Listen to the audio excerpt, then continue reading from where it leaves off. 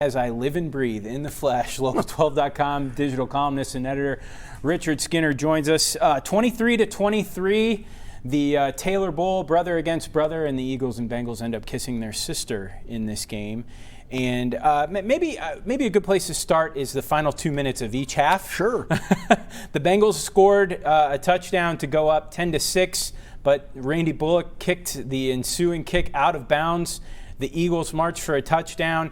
And after a Randy Bullock field goal that put the Bengals up 7, the Eagles marched again. Pick one of those two. If the defense is able to stop the Eagles, the Bengals win. No question. I asked Zach that after the game. He didn't have a great answer for the end of the game, said he had to watch tape, and I get it. Your head's spinning, then you start thinking about overtime.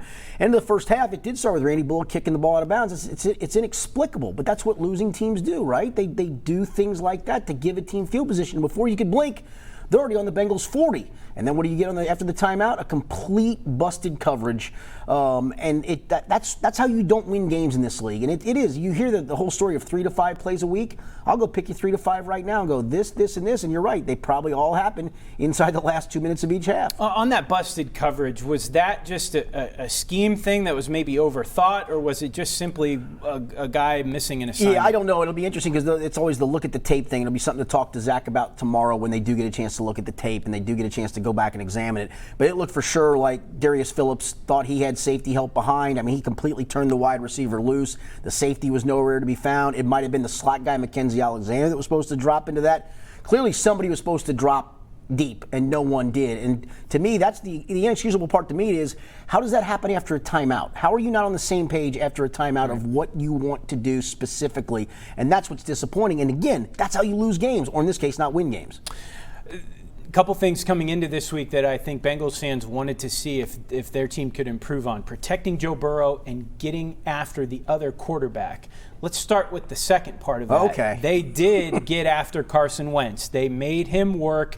They were +2 in the turnover department. So the defense against a really an Eagles offensive line that's either old or makeshift. Yes.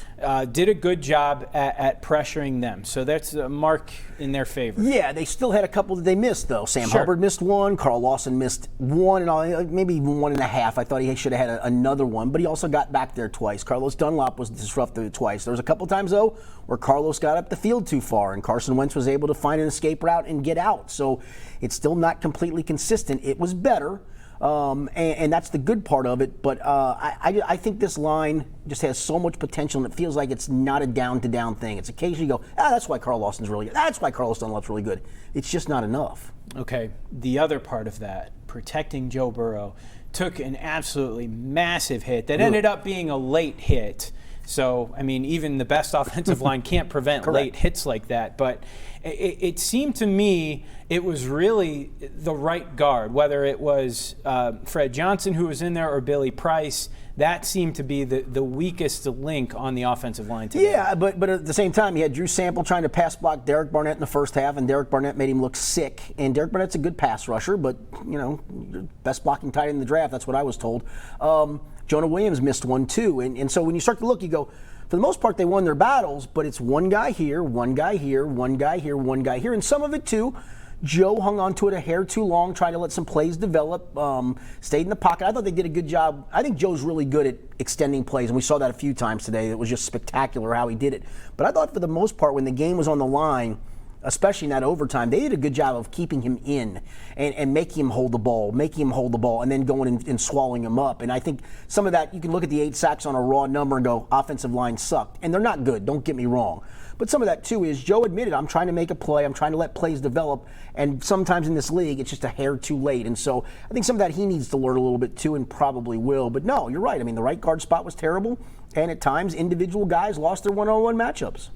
Dave Lapham asked Zach after the game what can be done at right guard, and Zach Taylor said, we're going to try to figure that out. You saw it. That looked like a deer in the headlights answer, didn't it? I mean, it seemed like he was like, I don't know. It was almost, he didn't say it that way, but the look on his face was, I don't know. Do you have a non-deer in the headlights answer? I mean, outside of hoping that they're better. I guess Alex Redmond off the practice squad. He started 15 games a couple of years ago, and I'm not telling you it's a huge upgrade. Adeniji, the 7th-round pick, can he? He played on a snap today down by the goal line as like an extra lineman tight end. I don't think he's ready for that. I don't think they think he's ready for that. I think you'd turn to Alex Redmond probably next. The Fred Johnson experiment, they're high on Fred, and he's playing a new position and all that, but halfway into this game they decided to pull the plug on it, and Billy wasn't a whole lot better. So we're back to square one, and maybe square one is Alex Redmond.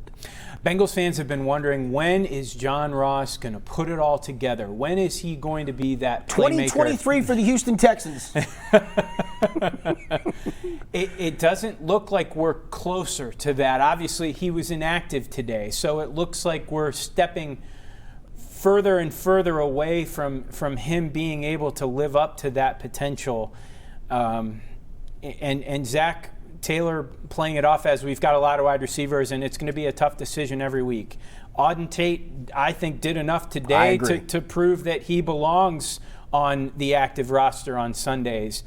Is it going to be that hard of a decision going forward with John Ross? It is, as long as everybody stays healthy. I mean, the easy decision comes if somebody gets nicked up at some point, and John's nice depth to have. I think some of today was you did have some smallish corners for Philly, and I think that they wanted to go with some bigger, more physical guys. Auden Tate obviously much more bigger and physical than John. The flip side is, though, Philly plays a lot of man coverage, so you would think with a team that plays a lot of man coverage that maybe you might want to have your speediest guy on the field and stretch the field a little bit. So I wrote something on Tuesday, Jed, and one of the three things I wrote about trying to fix this team was giving more reps to T. Higgins and Auden Tate over John Ross.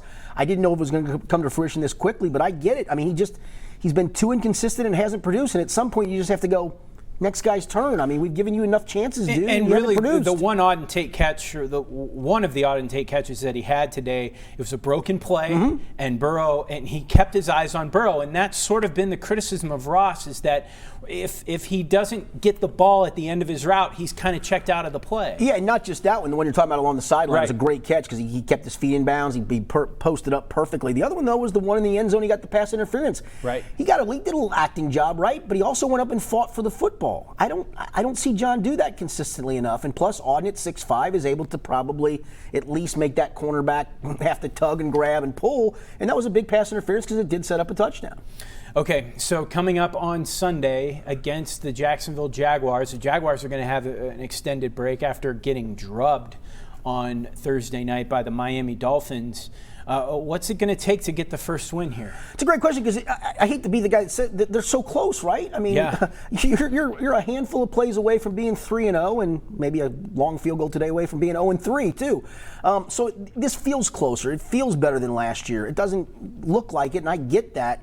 Some of it too is Jacksonville's just that bad. Indy handed them the first game. They literally handed them a win in game one. I think you saw Jacksonville what they were against Miami.